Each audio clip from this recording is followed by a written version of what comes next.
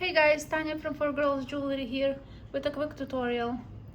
I didn't want to skip Tuesday because I think I will skip next Tuesday. I'm going with my daughter to her college, so I might not be able to pop unless we come back early. So today will be a tutorial about these bracelets.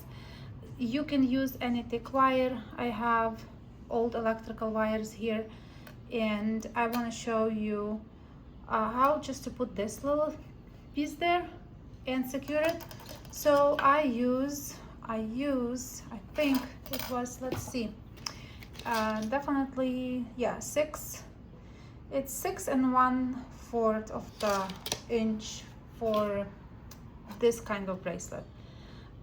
I won't show right now how to hammer it, this piece, because you just hammer, then you flatten the ends, because that was the same wire here, but you can see difference between just not solid copper, not even touched by hammer, and texturized one. So just I hammer this side, then I hammer on a turn on the side, hammer here again, then flatten these guys here both. Use your file to file that. So that all need to be prepared before you adding your beads. This I did before, like a long time ago. I don't know, it was sitting in my garage. I did with the weirdest hammer. I think it was something for meat, maybe texturizing meat, I don't even remember. But now when I cleaning garage, I'm just finding my old leftover wires that I started do something and just leave it. You know how it is. So so I just want to share this little piece inside. Okay, let's just do quick. I don't want my telephone die. So I used 21 gauge wire here, and I will use that on a little of this wire just to show. So we'll leave a tail not that big, and then I will just make 2 wraps, 1, 2, with this wire, 21 gauge, and we will use small bead.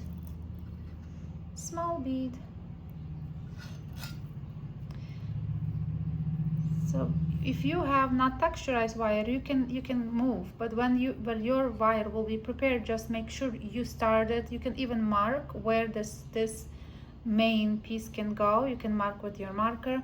So make sure, because then you will not be able to move it. And we have first bead.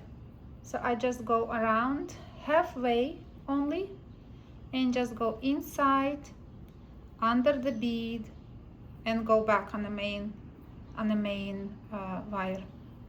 And we will use another bead.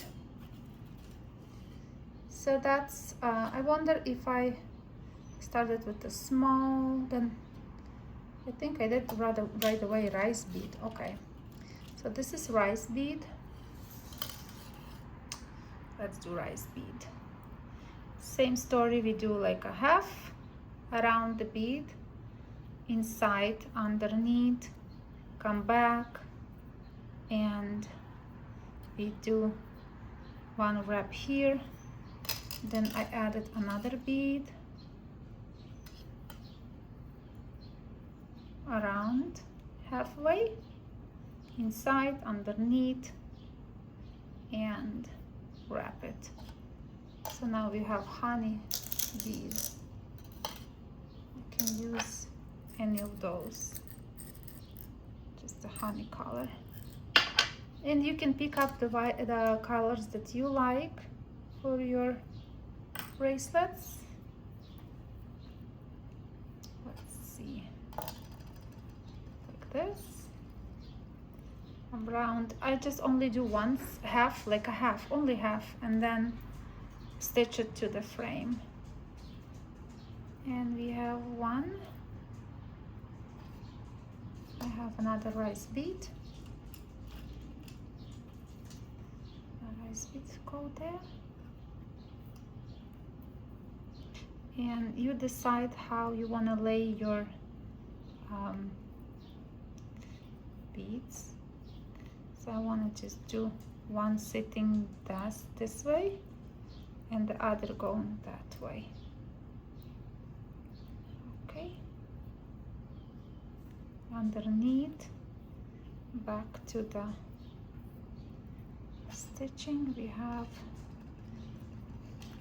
I don't have all beads like I had in the other bracelet, but I will do what I have right now. So I do again half stitch underneath, come back, and we have 1 2 3 4 5 6, I think I have 8 beads total, and I will finish with the small one. So we have underneath, back, and I want to put tiny one at the end because we started. It will be nice if you have different sizes of the beads. That will be perfect. And just the last one stitch there. You come back to the main one, and I will wrap it around. It's important where you finishing your wire. Make sure it's nicely tacked. And then we have this wire here, because remember we left it and I go under, like we stitch, like let's say 3 underneath there, and then stitch the other 3. So and then I'm going to the opposite direction when we have 3 over there and 3 over there. So we have wires here, and we will end it with the wires here on the other side. You know what I mean, like we have bunch of wires right there, and we will finish on the other side. Cut your wire and then manipulate how you wanted them to sit. Yeah, so I will cut this. So make sure this piece is in the middle of your bracelet, and just use mandrel. When I hammer, I like to put, like, you know where this is, like so this is the side front. I like to hammer these pieces over here and over here more. Then I actually hammer everything, but when you look at the bracelet, you can see that this side is more hammered, because I wanted this to be a little bit more hammered so the piece will not slip, even though you secure nicely. But when you hammer it over here, that no chances that piece can move, if it makes sense. Guys, that's, I know it's a quick tutorial, and I just want to film it today. It's getting darker outside here, but I think you will appreciate that and maybe make some cool bracelet with that. Simple. Thank you guys for watching, and I will see you next time, maybe in 2 weeks, hopefully. See you. Thanks for watching. Bye bye.